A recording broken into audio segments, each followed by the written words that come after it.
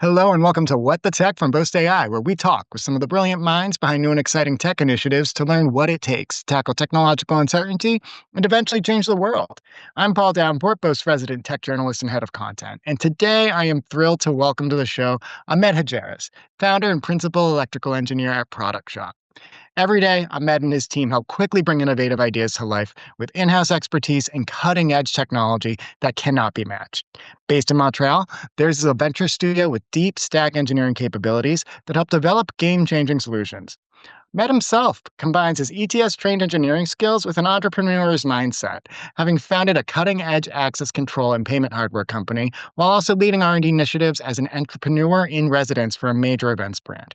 It's an impressive resume, and I can't wait to pick Ahmed's brains on what it takes to succeed in Canada and what's on the roadmap for ProductShop going forward. So, without further ado, welcome to the show. Thank you, Paul. Really great introduction, actually. You do it better than I do. No, we should use that more often in my meetings. I will send you the transcript and you can lip it off. I love it. Thanks for taking the time. I'm happy to be on your podcast here. Let's make it happen. Yeah, absolutely. Yeah, we're relaunching the podcast after taking a bit of a pause, and I was pumped that we could get you on the show just because, again, our team speaks highly of you. We love the work that you're doing, and Joshua in particular on our team. When we meet up in a couple of weeks, I'm really excited to grab a drink with him and you and really talk shop. But for the sake of this show, I'd love to hear. Tell me about yourself. How did you get into the tech space? What sparked your entrepreneurial spirit? And yeah, how'd you get into the game in the first place? Yeah, that's actually a funny story. So the story starts when I started university, engineering school at ETS, as you said, at electrical engineering. I love music shows, and I was broke, so I needed free tickets. So which best way to get free tickets is to work in the industry, right? So I got a buddy of mine who was working in the event space, and he's like, "Hey, we're looking to build some hardware and software, and you're a hardware engineer." I'm like, student training hardware engineer, but let's just say it for the sake of the conversation. And he basically told me, "Hey, we're building those gates. We're using this technology, RFID, and we're having issue for scalability and functionality." And I'm like, "Look, I will give it a shot." So I improvised myself as an engineer consultant, even though it was my first year of engineering. And we built the hardware for a company called Intelliticks, which grew up to be the first and one of the biggest RFID access control technology in the space, from Tomorrowland to Lollapalooza to the Olympics. They did a lot of the events. Then during that process, I figured that there's a problem. Most of the businesses that have a good business case, they're shitty at building the technology itself. And they have this paradigm shift, which is, hey, I'm good, I have a business, but I have zero technical capabilities, let's say. Let me build a team. And building a team of engineering is not just hiring a bunch of engineers, there's a whole culture around it. I mean, it's hard. Specifically having a team that has cohesion and the knowledge transfer is good and it's flowing. So what happens, as it always happened, the business was leading too much. The tech was not having their say, so we decided to separate. And I founded Intelliticks, which became the technology provider for most of those players in the space. Fast forward 20 months, and Eventbrite reached out to us and bought the business. Moved to California and spent, as you said, 4 or 5 years as an entrepreneur resident leading R&D there. I love it. And I also love that you led off with, I was broke and I wanted the free concert tickets. And look where that brought you in life. That's incredible. Yeah. I mean, it's always the solution comes from a problem. My problem was I want free tickets. So that's how it goes. Solution comes from a problem. Honestly, that is probably the overarching theme of the show, too. It's a lot of folks who felt a very acute problem themselves, and then they just took it into their own hands to find a solution. And whether that's, again, not necessarily making the tickets themselves, you helped build the actual platforms and products, and that turned into a career. So that is so cool. I'd love to know, too, now, that brought you to ProductShop. You got me up to when Eventbrite took over, but how did you meet the team that you're with today? How did you guys get started on actually creating the solutions? And maybe what was the germ of a company or of an idea that got ProductShop off the ground? That's a great accident. I'll call it this way. So it started with, actually I was in Cabaret doing kite surfing with a bunch of my friends. That's after Eventbrite IPO, and we were hanging out, and then COVID hit. This is February 2020, right? So I got stuck on the island for a few weeks, find out a plane to leave. And I used to live at that time in San Francisco, I just want to say it there. And my parents lived in Montreal. So I saw the world shutting down. So I decided to see my parents. So I took the last flight actually out of the Cabaret airport. They're literally closing the doors.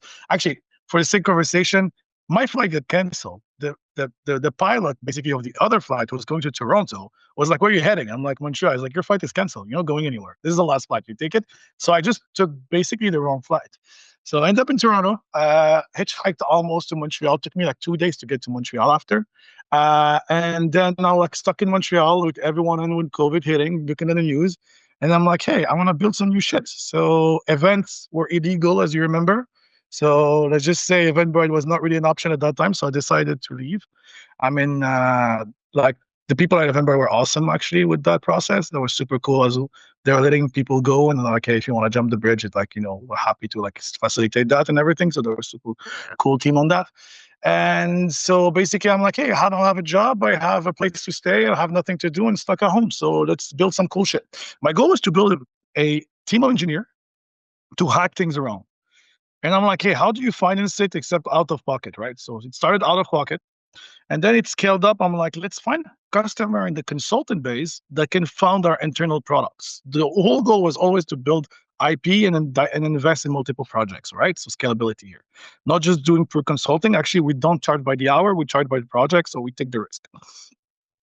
And so first one was actually, we had a project that was a project actually against the re-election of Trump at one point, which was basically, hey, can we build a Twitter bot? Every time Trump tweets, we give money to the Democratic Party.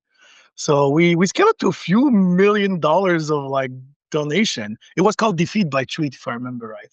So we built all the scalability. Every time he tweets, you can give money against him basically. And it's actually brilliant because like, politics are about opposition, right? I hate this guy more than I love this guy, which is a shame if you ask me. So you can drive energy a lot more by saying, I hate you than I love you for some reason. So if you see someone tweeting something they hate, you can give money against them. Worked pretty well. I don't know what they are nowadays, but that was one of the first projects. Then we worked with POS. We went to event space. We scaled up. Now we're like 12 employees in Montreal. We do projects from Caterpillar to, Meow Wolf in the event space.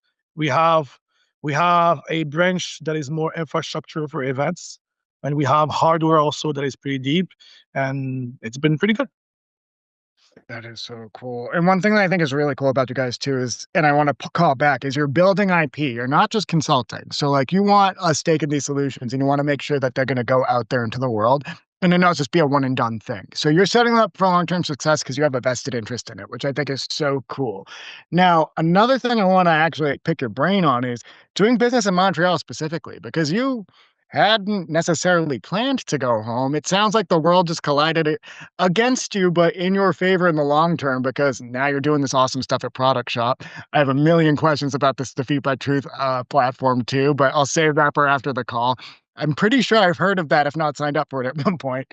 But digging back into the Montreal of it all, how is it compared doing business there versus your experience working elsewhere in other, not even countries or municipalities, but just the community here and the projects you get exposure to? So, I'll leapfrog on one thing. You probably heard about the Central Bank of Canada saying productivity in Canada is really low, right? By head count. You probably saw those news. It's the case of Montreal. So what happens is the tech space in Montreal is starving, if I call it this way. Like early stage investors do not exist or super small. The one that exists are pretty cool. Don't get me wrong. No problem with them. It's just there's not enough diversity in the space. Tech companies are only strategies to hit the US market and try to raise in the US.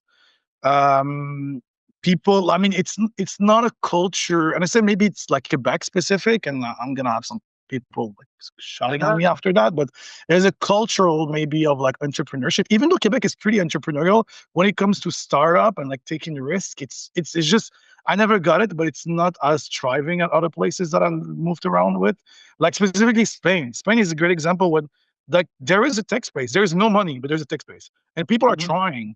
And the market is super small, but they're still trying, right? They don't have our reach like US market. They have European market, which is highly regulated and everything, but it's still trying and still thriving to a certain extent. Well, in Quebec and Montreal specifically, I see a lot of entrepreneurs trying, but like they can't raise capital.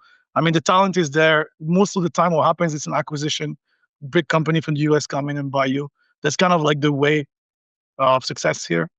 And that's a bit of shame if you ask me. There's a bunch of players that are trying to change it. I'll name one, Triptych Fund in Montreal, new fund. They're pretty small, but they're trying to do change here. and they're based like ex-entrepreneur from the Montreal. They moved to the Valley. They're coming back here.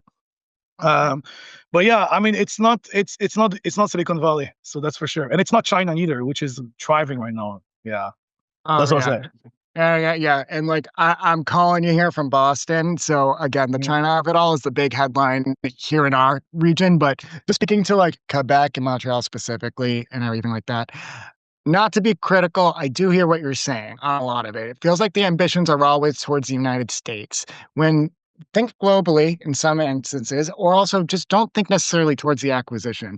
So again, I don't have examples to pull out of my back pocket, but that is something that I feel like I've heard a lot. And I also think that's reflected in some of the changes that they've pitched on like the non-dilutive funding side, like the yeah. CDAEIA starting in January. It's being designed to again shore up some of those stats about like there just being no productivity in the province, or there just being like less enthusiasm about It building new products it's in the it's province. it's a lagging productivity, and I won't blame it on entrepreneurs. Actually, I'll blame it on big companies also that don't give shit, like possibility to smaller players to actually access. I see it myself. 90% of my revenue are US based. I am having a struggling to get business in Quebec. I get business in Ontario. I get business in BC. When it comes to Quebec, I don't know why. When we pitch in Quebec, I mean, I live here. I love the place. It's just really hard, and I see it like this barrier to taking risk for biggest businesses to smaller is not really happening. And I mean, we can jump into government contract. You probably saw what happened in government Quebec, like a few $1 billion of software they can't even build. Which I know 10 software company in Montreal could solve the problem for a tenth of the price, but that's its own thing. No, I love, but I really appreciate too that you've emphasized too, Mm. like there is the talent there. Like there's no lack of talent, there's no lack of brain power in Quebec or in the province, but it's just for one reason or another, whether it's those big companies not giving their share of the pie or not supporting the lower guys in the ecosystem, like we got to lift the whole harbor for all ships to rise. That's kind of how I view it, and don't see a lot of that support necessarily happening out the gate. But again, I'm not an expert in the province, just my outside in perspective. Yeah. And yeah, I mean, I'm thinking too, I know I mentioned like CDAE and how they're making improvements to the program to make it more generous, especially for more future facing technologies. Like they want to accommodate for the AI of it all. That's also been very focused on software development and not a lot of the hard stuff, the manufacturing stuff. And that's why I think a lot of the businesses you're supporting, they're not necessarily here. They're not necessarily in Quebec. But like even at the shred level too, like there's the open comment period right now for the new draft legislation. That is designed to make it a lot friendlier to those smaller companies. Because again, if we're not building those businesses today, what's going to be the Shopify tomorrow? To just pull the most obvious example out of thin air. We got to enhance all of these programs, not just for the non-dilutive government funding, but so that companies can have a diversified strategy that looks good to investors, that demonstrates, hey, we're doing something that's truly innovative. The government wants to get in on what we're doing and get in on this yourselves. Like, don't let it necessarily just be something that gets snapped up the second that it looks attractive by a US company. Help us build this presence in Canada. So I know that went a little all over the place and wide ranging, but your thoughts there? Yeah, I mean, Shred, we use Shred a lot. I mean, I love the program. Actually, it's really competitive compared to the US. I mean, I think you guys changed the rules, but don't quote me on this. There's some new stuff on your end, but like I think we discussed about it. I've been receiving Shred for years, and it's been like saving the business. Don't get me wrong. The only concern that I have with Shred is the payout periods. It's you and your luck. I mean, I did it 5 times with ProductShop. This is the 5th time, and hopefully no one from Shred is listening. I mean, if they do, there's nothing wrong with it. It's just you guys like are really like random on the payouts. It's either like early, I got it sometimes paid in less than a month, and I got sometimes taking like 12 months, even though there's no audits. So it's just interesting how if they structure the program well, they should do payouts per month. They should offer actually businesses say, hey, look, instead of giving you a big check tomorrow and you don't know when you're gonna get it, how about I finance you the whole year? And Yeah. this way they will probably smooth the curve because I mean, business like me, it's all about cash flow. Yes, Absolutely. I have contract coming in the pipeline, multiple X of my revenue of the year. I got people that owe me money because you have account payables and deliveries, right? And I do manufacturing. It's like upfront some of the cost to my manufacturing, to my suppliers. So I'm always into a cash crunch. And tech in general, there's no company that tells you there's Right. cash flow. It's always cash crunch because like you have a lot of like employees and salaries to maintain. So one thing I don't know if they're open to have a discussion about it is, hey, can you just like spread the payouts for the all over year instead of, or giving it as an option instead of randomly telling you you're gonna get paid whenever we decide. And for example, right now, Shred, as you know, there's two pieces, right? There's a federal one and a provincial one. Example of my year, the federal one got paid in less than a month, which is a big chunk. That's great. The second smaller chunk, like a third of it or whatever, it's been 9 months and they still haven't paid us.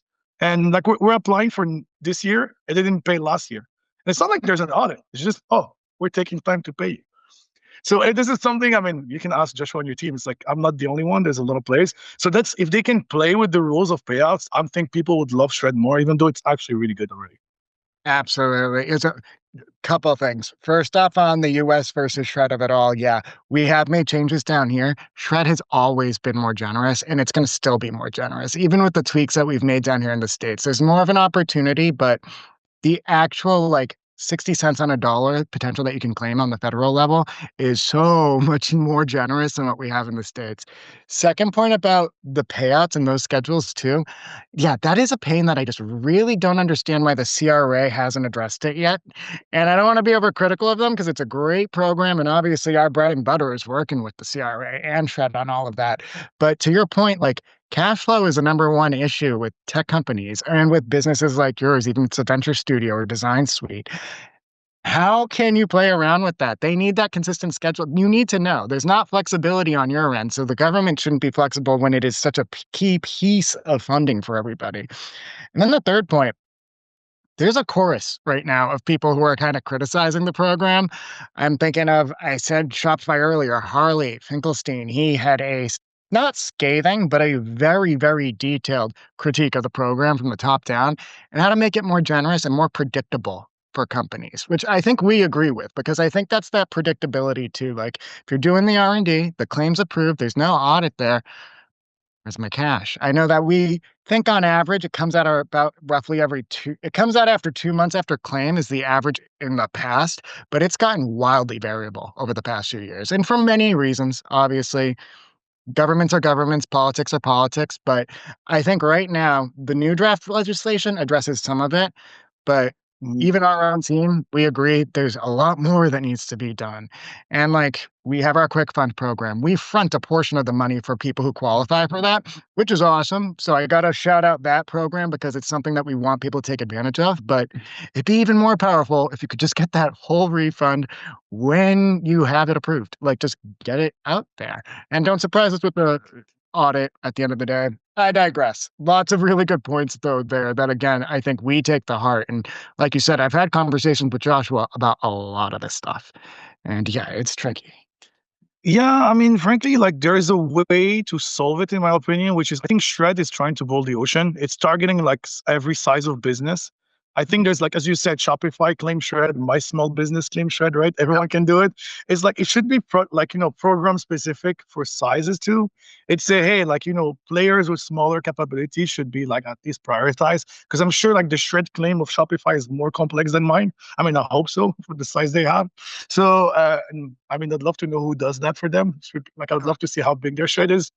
Anyway, so, I think, is there a cap on this? Like, is it like a $2 million cap or it would decrease after 2 million, something like that? Exactly. Yeah. I'll put those notes in the blog notes, but yeah, there is a cap and it does decrease after a while. There's a phase out period. So yeah, it's so funny too. I'm thinking about a conversation I was having with our CEO yesterday. It was about just kind of like the program, like, yeah, you need to make it easier and more accessible for the companies that need the money most. That's what the priority should be. We also don't want to simplify the program to the point where it becomes like a source of fraud, where the government is subsidizing people who like wrote a crappy claim and then they just want the funding and there wasn't the validation. We got to find a middle ground. We got to make it so that you can still get the expertise to validate that the innovation is worthy of the funding, but let's not hold back the funding just because bureaucracy, And yeah, I think lots of politics we could get into on that one. Yeah, I know. I mean, it's always related to that. Like I'm on another topic. If you want to cover it a bit, I saw the federal government in Canada pushing a bit more AI grants. So there have been like new envelopes and everything, and we applied to one, my company actually, because as a venture studio, I just want to go back to what we do. As a venture studio, we create projects, right? So we have we ideate and we test market and we scale operation, right?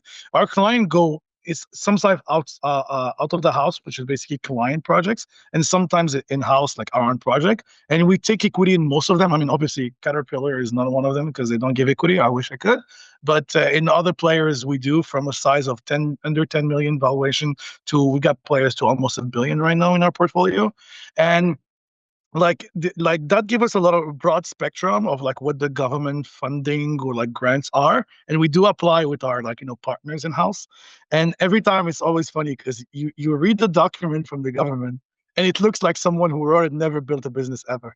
So it's like, oh, like let's just fill up this document, and you see like it's 70 pager of form.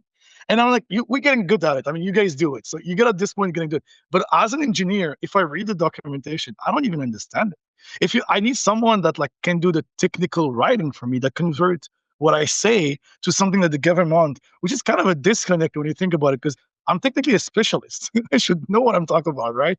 But when I see the document requirement, I'm like, hey, this is really off from what I'm expecting, per se. Yeah, absolutely. Yeah, yeah. Honestly, I don't love that that's the reality, but it is music to my ears to hear too that like you need to bridge that expertise, and that's why you come to somebody like Boast. We speak that technical language. We know the vernacular of the actual engineering and the actual tech and actual projects, and how to communicate that into language that the CRA understands. And it's not something that I think anybody inherently has in-house, whether you have your financial planner who's doing your FP&A, or then you have your head of product development or your R&D teams. None of those leaders can bridge that gap to speak the language of the CRA. So shout out here, that's where we come in. We try to make it seamless because that'll distract you from your primary marching orders, which is driving innovation, creating these projects that are actually going to explode, expand, and also you're going to have a vested interest in because you're vested in them literally. So I hear you loud and clear. I also love to, again, that I could fold in that Boast shout out, but that's the kind of challenge that wakes us up every day. So I'm excited about that. Now, moving on to some future facing stuff, you guys, you listed a lot of projects. You work with companies across a wide spectrum. You've mentioned 10 million to 1 billion. What's on your roadmap? What's on the agenda? What is something cool that you have that we're looking forward to? I know you're doing a lot of traveling. Okay, so there's too. Yeah, there's a reason for it. I can't like that's a hard one a bit, but I'll go for it. I think I'm allowed. Nobody's gonna blame me for that. So we're working with a company called Phoenix in LA. These guys are killing it. So they're in the event space. They're building software that solve kind of like event operations. I come from event, right? I mean, I come from events, so that's my core, right? And that's super cool because what we're building right now is a way to solve a bunch of like the hurdles. I call it the operating system for venues and festivals. Coming from that space, what happens mostly is like the market is highly fragmented. You have like 15 different software, like, you get your ticketing company, and then you get your like, guest list management, and you get your table management, and you get, your POS in this side. So it's like, so if you're an organizer that does more than one festival, let's say, you end up having like a team of like 40 people to manage. And finance after that in the back office, they need to collide all those numbers and get a reporting, right? So these guys, Phoenix, are solving that by building a software that, and also hardware to some extent, that allows like venue experiences. And Phoenix right now works with Insomniac, which is one of the biggest, like I'll call it a private equity, but I don't know how to define it. It's one of the biggest event group in the US right now. They own EDC, they own over 30 clubs, and most of them are like, like Space in Miami or Avalon in LA, which is actually nice. I went last weekend for the first time, really nice venue. So these guys are really killing it and growing. They're raising their round right now. I was with them. The founders have great experience. That's one of them. I really like the project. Coming soon for like public offering on that one, like for all the companies that want to use it. And I like it. On the other hand, we work, I mean, with a bunch of other players, like right now, what I'm excited about is Billfold's one of our clients, based in New York. These guys do POS specific only for events. They do one of the biggest venues actually in New York was Brooklyn Mirage. If you haven't been, it's a pretty cool venue indoor and outdoor. We're actually building their hardware. These guys are committed to build one of the best purchase experience in venues and events, and they're killing it. Shout out to the guys there. They're doing good work. I mean, they don't stop. I mean, it's crazy. I see their schedule and hardware. Like they have thousands of devices they deploy every week, every weekend. And it's just like nonstop. So you get the guy. I was with the VP of product yesterday on the call, And on one side, the guy is like working with us with the next generation of hardware, and the other side, he's managing events that are live. And I'm like, how can you like think future and like and like real time dealing with situations? So that capacity is crazy. But like these guys, and they give us opportunities to test hardware in the field. So sometimes like we build something, I'm like, hey, look, Xerxes, his name is Xerxes. Xerxes, I'm not sure about it. It might work, it might not. He says, just ship it to New York. I get you a venue, we'll test it there. So we can like test and iterate on the hardware, which is awesome as an engineering perspective. Those are the two cool things that I'm working on right now, but there's plenty more. Oh my God. No, that is all so, so cool. Again, Insomniac, I think I looked this up last time because I was like, they don't have a venue in Boston, but I definitely went to one in Miami, I'm pretty sure. And again, so they own for Brooklyn, space. the other one. Yeah. But no, Their own this is space is one of the coolest club, yeah. Yeah. Now, speaking of events too, I know that our team, again, we're going to be up at All In Montreal in a couple of weeks. We're doing a very exclusive event with your team too. So I won't share too many details on this, but assuming our show gets out before that, please reach out to me on LinkedIn, anyone who's listening who will be in town and maybe wants an invite, because we will get one over to you guys. And you can come meet me and I'm at in person. That would be my ideal, but all to say, I know we're about at time. Anything else you want to get in before I do a quick outro? I was want to say thank you guys for the support. I mean, Boast has been super cool for ProductShop since the beginning. I think we operated with you the last 4 years or 5 years, and you've been really supportive. And I like the profile. I mean, I dealt with other businesses that do the same thing, and sometimes it was lacking communication, and you guys have been killing it for us. You've been solving that. So thank you so much for the opportunity. I love to hear that. And honestly, hearing about like the communication and the human side of it all is what is music to my ears, just because sure, we have AI in it, but it's that human expertise. It's that human touch point. It's that person who can actually come in and speak your language that I think is our biggest asset to all the customers that we have here. So to hear that from you, I'm going to let the team know that that's exactly what we want to hear at the end of the day. So if we can help you innovate and help you get that cash, absolutely, we want to be on your team. So this is good stuff.